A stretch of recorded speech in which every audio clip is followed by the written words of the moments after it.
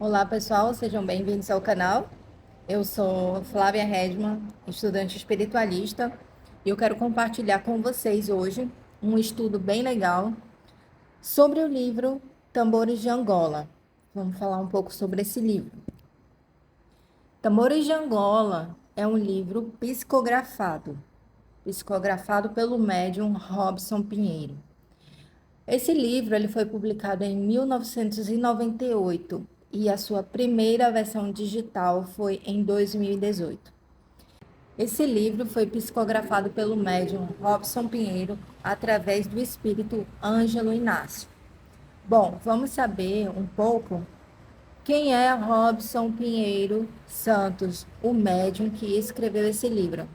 A editora desse livro é a editora Casa dos Espíritos. Bom, sobre Robson Pinheiro, o que diz aqui no próprio livro é que ele nasceu em Ataleia, Minas Gerais, em 15 de 6 de 1961. Viveu na região do Vale do Rio Doce, onde teve suas primeiras experiências na área da mediunidade quando ainda era adolescente. De formação evangélica, conheceu a doutrina espírita por orientação de companheiros espirituais, integrou-se ao movimento espírita na cidade de Ipatinga, no Grupo Espírita da Caridade, em 1978. Mais tarde, transferiu residência para Belo Horizonte, onde contribuiu para a formação de várias casas espíritas da região metropolitana, sendo hoje participante da Sociedade Espírita Everilda Batista, que ajudou a fundar, onde desenvolve suas atividades mediúnicas e sociais. Fundou também a Casa dos Espíritos, órgão independente de divulgação doutrinária, e o Núcleo de Expansão da Consciência, responsável pela divulgação do Espiritismo através de cursos, seminários, vídeos, jornais, livros, revistas e peças teatrais. Então, bom, Robson Pinheiro dos Santos, esse médium que psicografou o livro Tambores de Angola, como a gente leu aqui, ele era evangélico na adolescência e foi na adolescência que ele teve o primeiro contato com a doutrina espírita, foi quando começou a desenvolver a mediunidade dele. Agora vamos ver aqui um pouco sobre Ângelo Inácio, que é o espírito que passou as informações a Robson Pinheiro, médium. Então, o Ângelo Inácio, ele escreve de uma forma um pouco formal, ao mesmo tempo um pouco formal, porém não de difícil entendimento. E ele sempre usa um pouco de sarcasmo na forma como ele escreve, e isso é bem interessante. Tanto que ele se autodenomina repórter do além. Isso eu achei bastante curioso, essa questão de ele se autodenominar o repórter do além. Ele sempre comenta, esse não é o primeiro livro que eu leio, do Ângelo Inácio, e ele sempre comenta essa questão que ele é o repórter, né, do além. Bom, e ele diz assim: volto à ativa novamente. Bem, não me tenho dado ao luxo de ficar na inércia desse lado de cá. Aqui, igualmente, as notícias fazem ibope. Porém, a temática é outra, que não é aquela costumeira da velha e saudosa terra. Os outros defuntos que compartilham comigo dessa aventura quase nirvânica de viver deste lado do véu fazem também a sua notícia. Então, como eu falei, ele sempre age assim com um pouco de sarcasmo, ele não chama assim os desencarnados, ele tem essa coragem de falar os defuntos, isso para mim soa assim um pouco hilário e engraçado. Hoje, porém, tentarei fazer de assuntos um pouco diferentes daqueles os quais emprestava minha pena quando metido nos labirintos da carne. Como vê, meu caro, se abandonei aí o paletó e a gravata de músculos e nervos, conservei, no entanto, o jeito próprio de escrever, o jeito próprio do escritor e repórter, agora, porém, radicado no outro mundo, como dizia quando eu estava aí. Então, pelo que eu entendo aqui, quando ele estava vivo, ele provavelmente ele era jornalista, né? E, e usava terno e gravata, era uma coisa assim bem mais séria. mas ele continua usando sarcasmo e sendo bastante hilário. O bom agora é que não me sinto mais obrigada a escrever aqueles velhacos de colarinho engomado que nos julgam pela forma ou gramática de acordo com os ditames das velhas academias da Terra. Igualmente, não tenho a obrigação, deste lado do túmulo, de me ater aos rigores das convenções dos escritores terrenos. Estou mais solto, mais leve e mais fiel aos fatos observados. Embora conserve o domínio de mim mesmo, a minha distinta e preciosa individualidade de morto-vivo, metido a escritor e repórter do além, resolvi, por bem daqueles que talvez me guardem na memória, adotar um pseudônimo para falar aos amigos que ficaram do outro lado do rio da vida. Assim sendo, meu caríssimo, enquanto me empresta sua mão para grafar meus pensamentos, que desafiando todas as expectativas de meus antigos colegas de profissão, teimam em continuar constante sem haver sido interrompido pela morte ou lançando as chamas do inferno, empresto-lhe igualmente as minhas pobres experiências, compartilhando com você um pouco das histórias que almejo levar aos correios dos defuntos e dos que se julgam vivos. Bom, é ele escrevendo, falando para o médium, né? Creio que são proveitosos para ambos os momentos em que estaremos juntos. No mínimo, sentirei mais de perto o calor das humanas vidas, enquanto você experimentará mais intensamente a presença de um fantasma metido a repórter e comentarista do além-túmulo. Despeço-me para em breve retornar com o carinho de um amigo, Ângelo Inácio. Então, tá aí um pouco do que o Ângelo Inácio escreve aí sobre ele, para o médium, para todos aqueles que estarão ou estão lendo aqui esse livro, Tambores de Angola. E, como eu falei, ele usa essa questão um pouco do sarcasmo. Ele é realmente muito engraçado. Gosto da forma como ele escreve, porque ele parece os poetas de antigamente, né? Escrevendo. Muito provavelmente ele escrevia poesias. Eu acho que isso era muito legal. Eu também escrevo poesias, então eu gosto bem dessa parte, de usar o sarcasmo e tudo mais. Bom, nosso estudo de hoje, do livro Tambores de Angola, eu vou destacar, de acordo com esse livro, de acordo com o Espírito Ângelo Inácio, quais são os sintomas de uma obsessão grave, tá? Ele conta a história de um rapaz, de um jovem, Erasmino. Ele já começa o livro falando, descrevendo o Erasmino já em sua vida com os sintomas dessa obsessão grave. Tá? Ele não começa o livro contando a infância deste rapaz, não, ele já começa contando a vida adulta dele, como que ele já estava se sentindo nessa situação e o que ele fez para se livrar de toda essa situação grave, de todos esses sintomas que ele estava tendo. Bom, o primeiro sintoma que eu destaquei,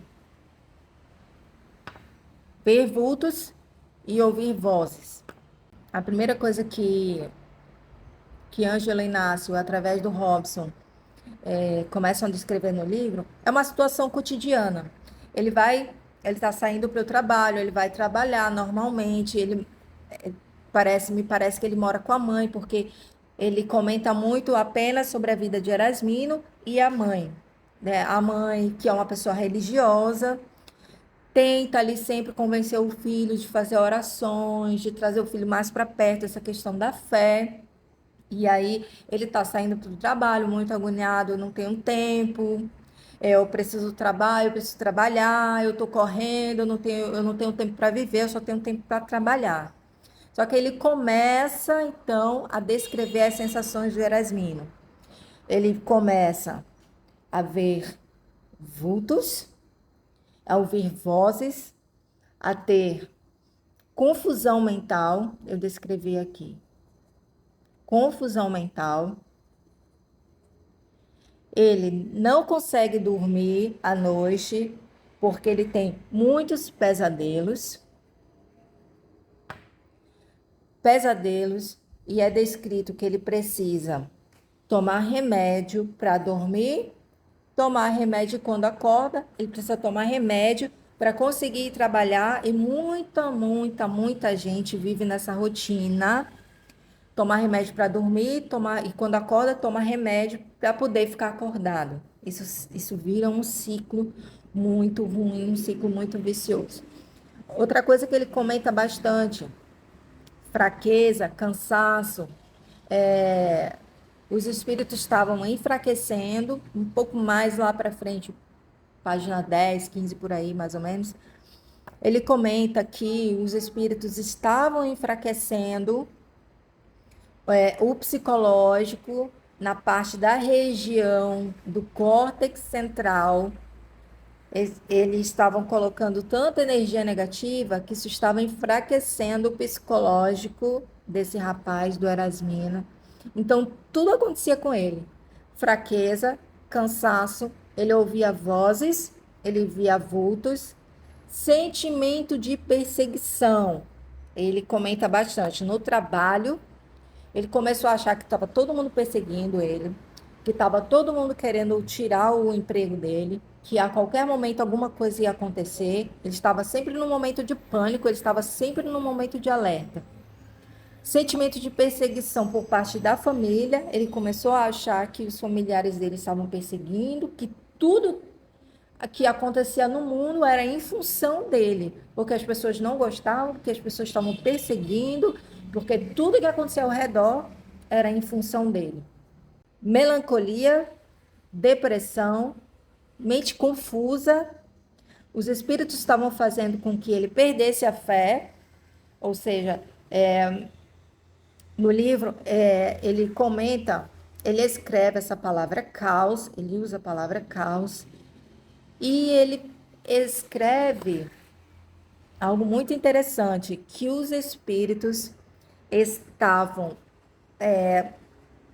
muito compenetrados, digamos assim, em fazer com que tudo que o Erasmino sentisse fosse sentido a conta-gotas, sabe?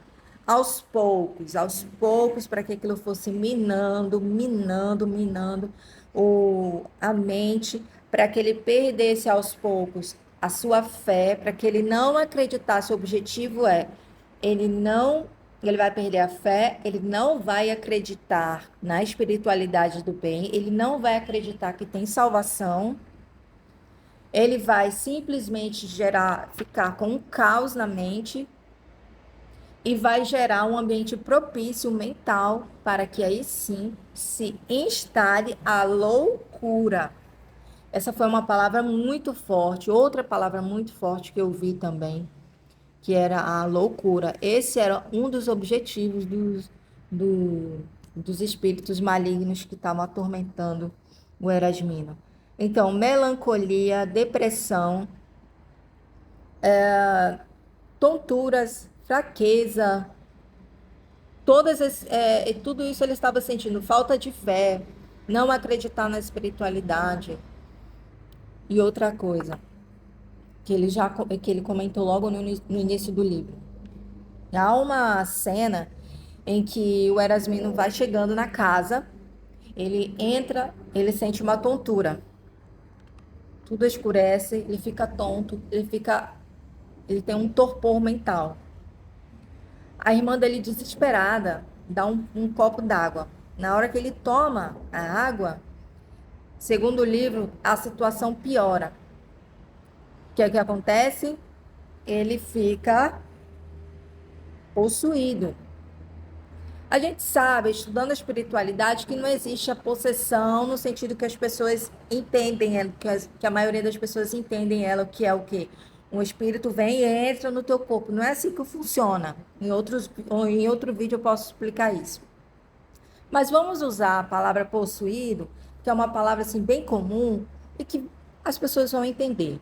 Mas fato é que ele expressa através do chakra laríngeo os pensamentos de um espírito de uma vida passada. Então o espírito começa a dizer: você é um miserável, eu vou te matar, você não presta, isso e aquilo outro. E toda a família fica desesperada, gera uma confusão, fica todo mundo louco, ninguém sabe o que fazer. Então esse é um outro sintoma da obsessão, de uma obsessão grave. Então, meus queridos amigos, essa é a primeira parte primeira parte do estudo desse livro, Tambores de Angola. Venho ressaltar uma outra coisa. Cuidado com os amigos, cuidado com aqueles que se dizem amigos. Nesse livro, depois que o Erasmino tem todas essas questões aqui, que ele começa a expressar, externalizar todos os sintomas da obsessão grave que ele tinha, que era ouvir vozes, vultos, cansaço, fraqueza, doenças que aparecem do nada, sentimento de perseguição da família, de todas as pessoas, mente confusa, começa a prosferir blasfêmias, pesadelos, tontura, melancolia, depressão, todo tipo de doença que aparece do nada e que os médicos não conseguem descobrir. Aqueles que se diziam amigos falaram assim: cara, vamos viver a vida, vamos pirar por aí, porque o que você está precisando mesmo é se divertir e tudo mais. E aí, segundo o Robson e o Espírito Ângelo Inácio, os amigos convidaram ele, levaram ele para aqueles lugares lá onde tem as mulheres e tudo mais. Segundo o Ângelo Inácio, depois disso é que o bicho pegou fogo. Depois disso é que a situação de fato se instalou na vida do Erasmino. Então vamos ter cuidado aí com essas pessoas que se dizem nossos amigos, nossas amigas. Cuidado com os conselhos. E esse vídeo termina aqui. É o início do estudo. Se vocês gostaram, deixa o like de vocês. Se vocês quiserem fazer algum comentário, também escrevam aí. Se vocês tiverem alguma dúvida, também escrevam. Espero que vocês tenham gostado dessa primeira parte, que o livro já começa de fato descrevendo os sintomas da obsessão. Espero muito ter ajudado vocês. E se vocês estão com um ou mais desses sintomas, eu espero que vocês se cuidem, tá? E que esse vídeo tenha ajudado muita gente. Um abraço e até o próximo vídeo.